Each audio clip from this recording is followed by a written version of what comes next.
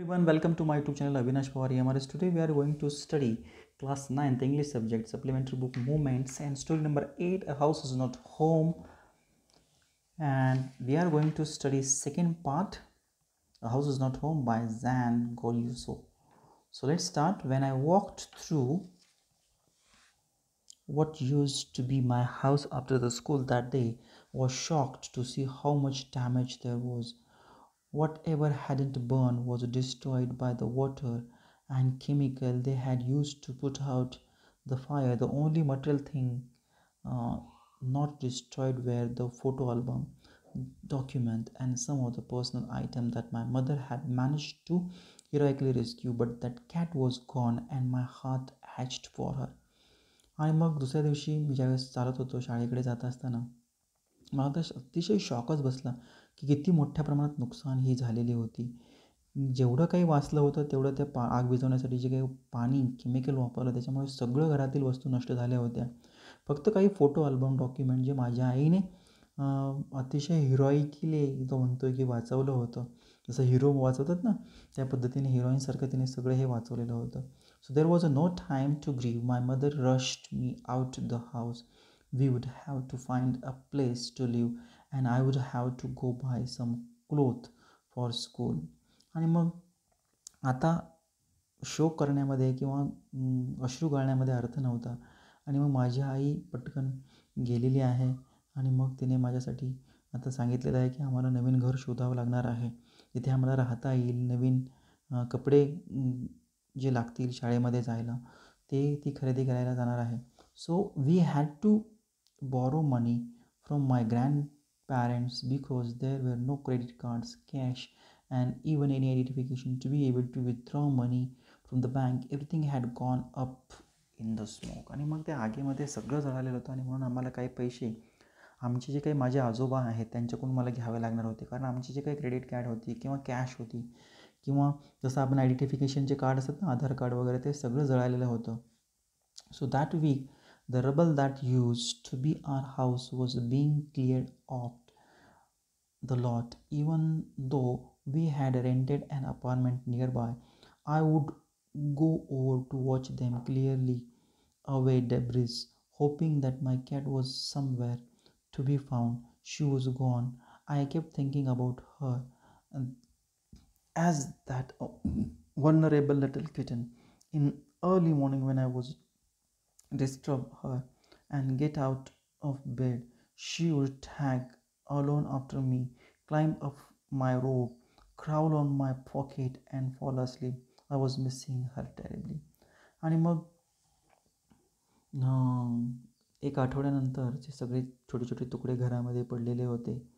आणि मग आम्ही नवीन एका ठिकाणी ते सगळं पाहिल्यानंतर नवीन ठिकाणी राहायला गेलो, जिथे रेंटने आम्ही राहायला गेलो होतो. आणि मग तिथून मी घरावरती पाहायला जायचो, जिथे that I would go over to watch them clearly was debris.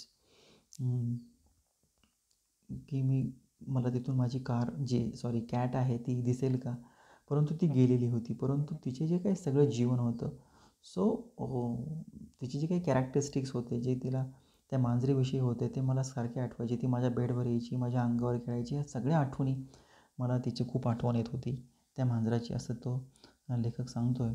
It always seems that bad news spread quickly, and in my case, it was no different.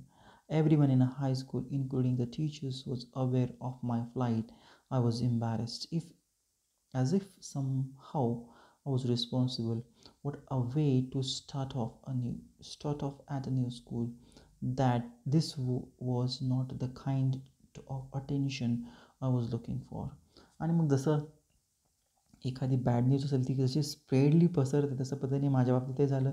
सगळ्यात माझ्या टीचर्सला, माझ्या मित्रांना सगळं कळलेलं होतं. आणि मला अतिशय कसतरी व्हायचं की सगळेजण मला आम्ही सगळेजण कशी जबाबदार होतो त्या घटनेला. ती घटना, त्याचबरोबर नवीन सगळे मित्र, नवीन सगळं शाळा. आणि मला असं वाटत नव्हतं की मी एक अटेन्शन किंवा माझ्याकडे लक्ष देण्याचं एक साधन बनू, असं मला वाटायचं. So the next day at school people were acting even more strange than usual. was getting ready for gym class. At my locker, people were milling around me, asking me to hurry up. I thought it strange, but the but in the light of the past few weeks, nothing would surprise me. It almost seems that they were trying to show me into the gym that I saw why.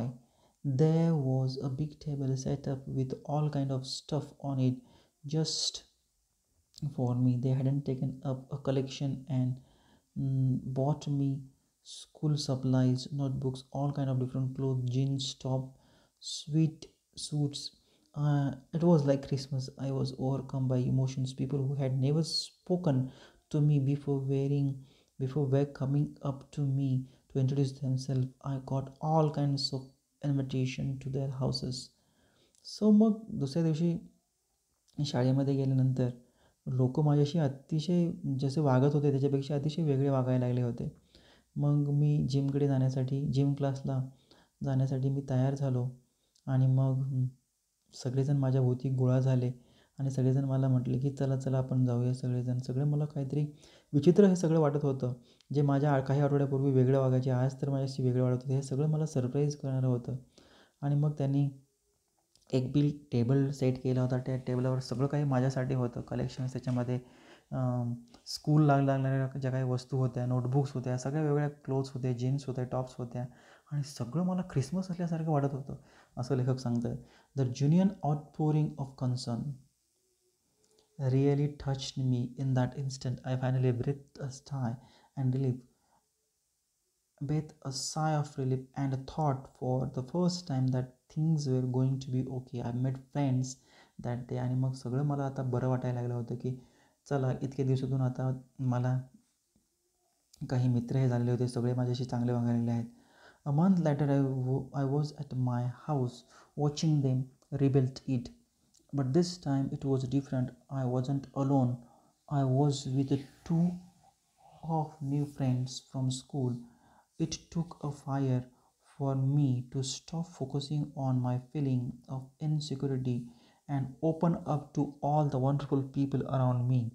Now I was sitting there watching my house being rebuilt when I realized my life was doing the same thing. आणि मग आता खूप सारे दिवस निघून गेलेले होते. 1 महिना झाला होता आणि मी पाहत होतो की माझं जे जुनं घर आहे ते पुन्हा बांधण्याचं काम चालू होतं. सगळं काही वेगळं होतं. पण ह्यावेळेस मला माझे 2 मित्र होते. जे ज्यावेळेस माझ्या माझ्या मला सांभाळणारे किंवा मला एक इमोशनल बॅलन्स करणारे, एक मित्रत्वाचं प्रेम देणारे माझे मित्र होते आणि सगळं मला अतिशय चांगलं आता वाटत होतं. आणि आता मला कळून चुकलं होतं की आता हे असं माझ्या बाबतीत काहीही घडणार नाही आहे. So while we sat on the curb planning for new bedroom, I heard someone walk up to me from behind and say, आणि मग आम्ही काहीतरी प्लॅनिंग करत होतो बेडरूमच्या बाबतीत आणि मागून आवाज आला. माझ्या मागून काहीतरी आवाज आला आणि म्हणाला, does this belongs to you? When I turned around to see who it was, I couldn't believe my eyes. A woman was standing there holding my cat. I leapt up and grabbed her out of the woman's arm. आणि मागून आवाज आला, हे तुमचं आहे का? आणि नंतर मग मी पळतच त्याच्याकडे गेलो होतो. पाहिलं तर ती मांजर होती. त्या स्त्रीने हातामध्ये धरली होती आणि मग मी पळत पळत जाऊन ती माझ्या हातामध्ये घेतलेली आहे. आय हेल्ड हर पाय दे दिसते I held her close to me and cried into that beautiful orange fur. She purred happily. My friends were hugging me, hugging the cat and the jumping around. आणि मग आम्हाला सगळ्यांना आनंद झाला. आम्ही एकमेकाला भेटायला लागलो. माझे मित्रही तिला भेटले आणि मलाही गळा भेट केलेली आहे त्यांनी. So apparently my cat had been so freaked by the fire that she ran over a mile away. Her collar had our phone number on it, but our phone had been destroyed and disconnected. The wonderful woman took her in and worked hard to find out whose cat it was. Somehow she knew this cat was loved and sorely missed. आणि मग ती ज्यावेळेस ती घेऊन आली की तिची ह्या आगीमुळे जी मांजर होती ती पळून गेली, परंतु तिच्या कॉलरला फोन नंबर होता. परंतु आमचा फोन नंबर त्या आगीमध्ये डिस्ट्रॉईड झाला होता, डिस्कनेक्टेड झाला होता. परंतु त्या स्त्रीने जिच्याकडे मांजर होते तिने खूप शोधायचा प्रयत्न केला आणि तिने आम्हाला शेवटी शोधलं आम्ही कुठे आहोत तिथं. So as I sat there with my friend and my cat curl up in my lap, all the overwhelming feeling of loss and tragedy seems to be diminished. I felt gratitude for my life, my new friends, the kindness of the stranger, and the loud purr of my beloved cat. My cat was back, and so was I. आणि मग आता सगळे मित्र आम्ही बसलेलो होतो माझ्या मांडीवर. ती मांजरही बसली होती आणि सगळी जी काही फिलिंग होती, जी लॉस आमच्या बाबतीत झाली होती, ज्या वेदना, ट्रॅजेडी, शोक झाला होता आमच्या बाबतीमध्ये, तो हळूहळू कमी होऊ लागला होता. आणि आता मला सगळ्यांचे आभार मानूशे वाटत होते माझ्या जीवनाशी, माझ्या नवीन मित्रांशी, ज्या अनोळखी व्यक्तीने मला मदत केली. त्याचबरोबर माझी जी कॅट आहे तीही मला आता परत भेटलेली आहे आणि मी आता आनंदी झालेलो, त्याच्यामुळे खूप आनंद मला झालेला आहे. सो अशीची एक स्टोरी आपण आता पाहिली. Thank you friends for watching this video.